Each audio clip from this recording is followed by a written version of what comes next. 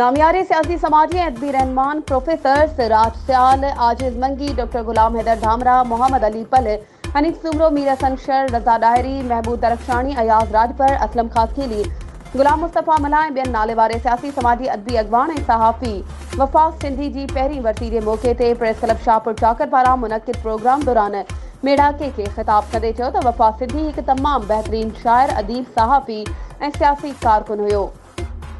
हू उन काफ़िले जो सिपाही हुयो जंहिंजी घणे अरसे खां चवण आहे त सिंध ऐं पाकिस्तान खे क़ौमी, अवामी ऐं जमहूरी तब्दीली खपे, तंहिंखां पोइ मुल्क सही माना में ख़ुशहाल थी सघंदो।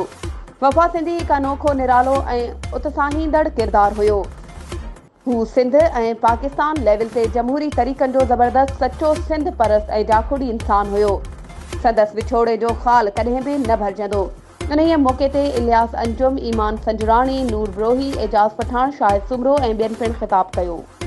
वधीक ख़बरुनि ऐं अपडेट्स जे लाइ असांजे चैनल खे सब्सक्राइब कयो ऐं हा, बेल आइकन खे प्रेस करणु न विसारिजो त जीअं असांजी हर नई अचण वारी वीडियो तव्हां ताईं पहुची सघे।